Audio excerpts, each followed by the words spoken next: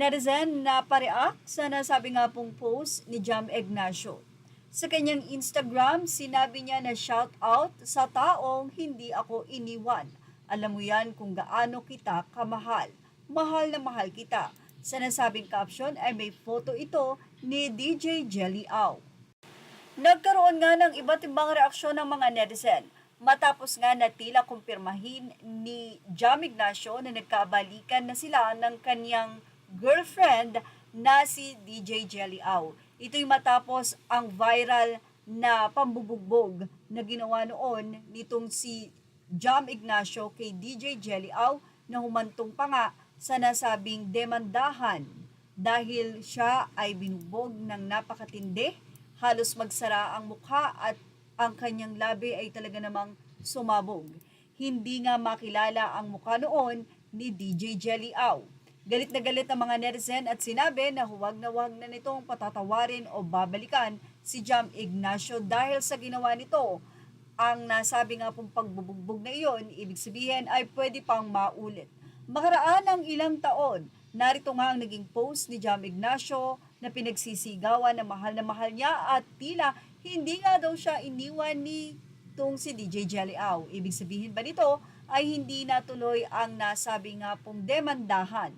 Kaya naman ang mga netizen napareact na lamang. Mula sa naging artikulo ng Kami, sinabi nila na second chance, second round, edi wow.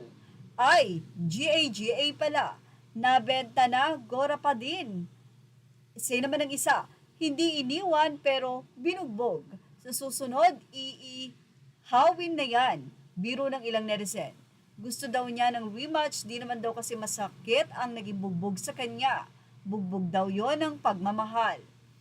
Well, ang ilan ay sinabing medyo may pagka-show-ang-aars nga daw itong si DJ Jelly Au. Tapos, bugbog later. May tawag sa mga ganyan eh. Muntik ng madedo, di pa nadala si ate girl.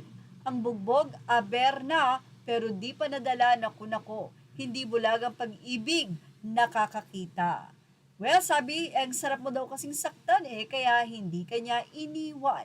Di kanya iniwan kasi sasaktan ka ulit. Opo, di ka iniwan pero baka majumbag ka ulit. Baka sa second round, pilay-pilay ka na, di na lang pasa-pasa. Well, bahala ka na ate.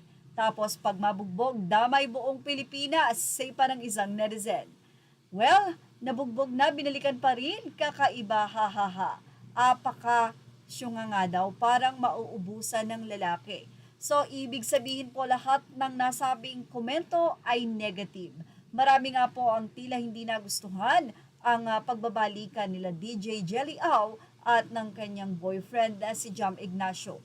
Hindi kasi biro ang naging bugbog noon at mga pasa at talaga namang sabi nga nagsarado ang muka ni DJ Jelly Au. Ang napakagandang muka nito ay sobrang nagkapasa.